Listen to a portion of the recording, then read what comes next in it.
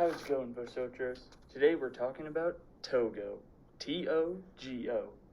It's a country you've probably never heard of unless you're a geography nerd like me, and in my opinion, is one of the more underrated countries. So let's go. Togo.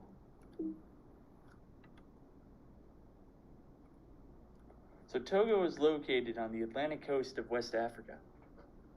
It's that little tiny red sliver on this map with a 32-mile coastline and a height of about 320.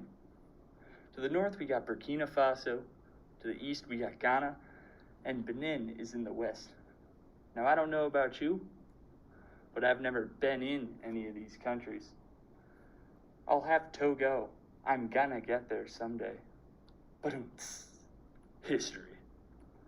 Togo was inhabited by several tribes starting in the 11th century, and things were pretty good. Peeps be just vibing, if you know what I'm saying.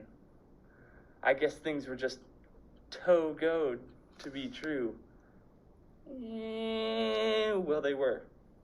Because in 1490, the Portuguese came and started a slave trade that would last multiple centuries and encompass every continent except Antarctica.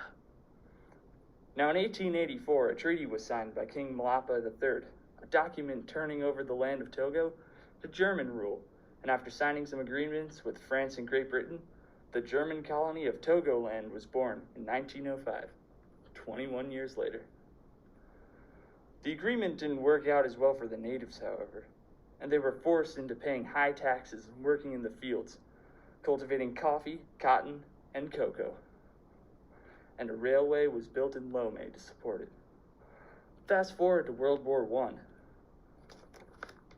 and Togoland was invaded by France and Great Britain, and the two nations split the territory into their own respective zones, with France taking the east and Great Britain given the west by the League of Nations in 1922. World War II rolls around, and these territories are set in stone as UN trust territories.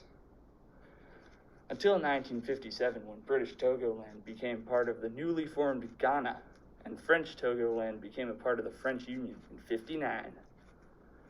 This doesn't last long, however, because on April 27, 1960, the Togolese Republic was born, with Sylvanus Olympio as its first president in 1961.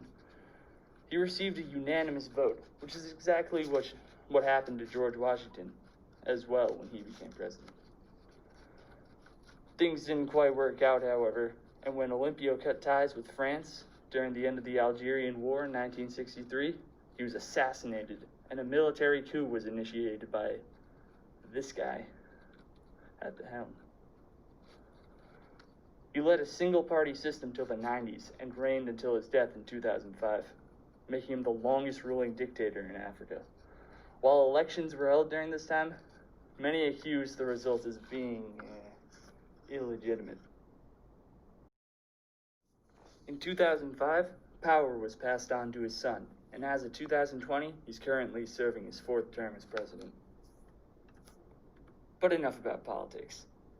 People. Ethnically speaking, 99% of Togolese people originate from the tribes that originally inhabited the region, such as the Kabye people in the northern plains, the Tem, and the Awe. No, not you, Awe. Although keep in mind that not everyone lives in small huts. The capital city of Lomé is home to about 840,000 people, and the country's total population is over 8 million. The country's GDP per capita is $1,821 per person, which according to USA Today, does put it as the 14th poorest nation on the planet. Religiously speaking, Togo is one of the more diverse in the world.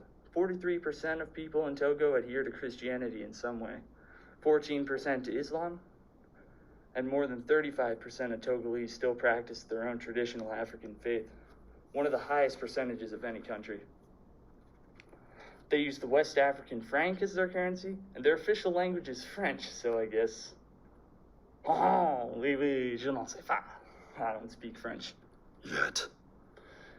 As for cuisine, Togolese people have an interesting mix of African and French diets, such as kokla meme, a grilled chicken with chili sauce, baguettes, and akpan, which is a dessert made of fermented corn kernels, milk, and ice, kind of like a frozen yogurt.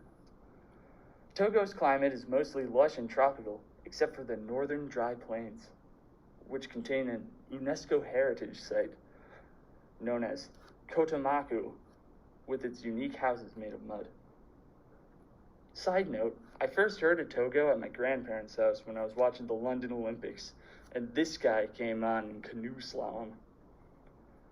So as you can see, Togo is an interesting country with its own unique history, customs, and culture. I'm challenging the internet today. Let's make Togo memes the next trend and get this small African country on the map. Well, it's already on the map, but you know what I mean. Anyway, thank you all for watching. I would stay, but I'm afraid I have to go. All right.